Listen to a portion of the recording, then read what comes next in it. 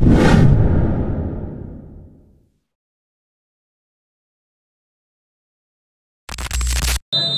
umaga, Barangay Kagawad, Quezon Alamero. Ako po si Angie Calixon, nagmula sa Portobello Christian School at isa sa mga residente sa Barangay Naoro.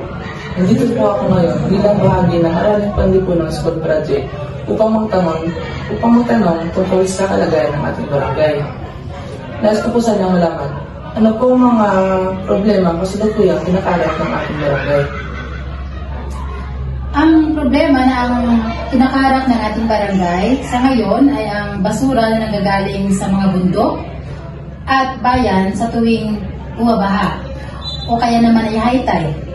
Dahil tayo ay nasa coastal barangay at open sea, lahat ng basura na nagagaling sa bundok o sa bayan ay dito na pupunta sa atin.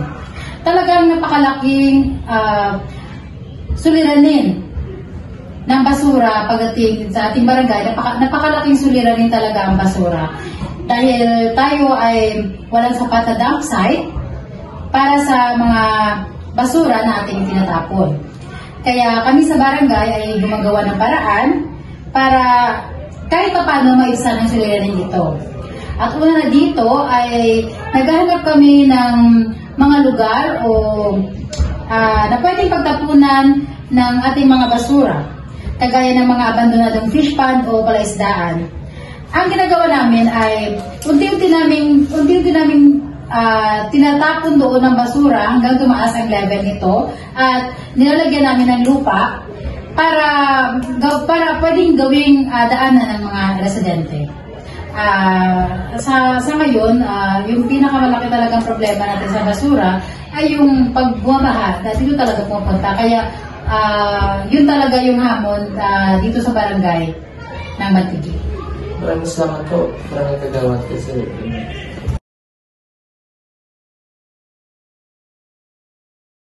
Ang solusyon ay ang paglalagay ng mas maraming basurahan sa paligid.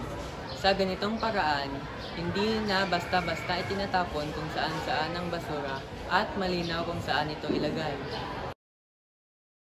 Talaga rin ang pagsasagawa ng information drive o kampanya para maturuan ang mga tao ng tamang paraan ng pagtatapon ng basura. Kapag may kaalaman, mas magiging disiplinado ang komunidad. Ang solusyon ay ang regular na clean-up drive na pangungunahan ng barangay at mga residente. Bukod sa paglilinis ng kapaligiran, nagpapalakas din ito ang pagtutulungan ng mga mamamayan. Mainam ding ipatupad ang mas striktong regulasyon at multa laban sa mga taong nagtatapon ng basura kung saan-saan. Ito ay magbibigay ng takot at respeto sa batas para mapangalagaan ang ating kapaligiran. Dapat ipatupad ang waste segregation, ang paghihiwalay ng nabubulok, di nabubulok at recyclable na basura ay makatutulong upang mabawasan ang dami ng basura at magamit ang iba pang materyales.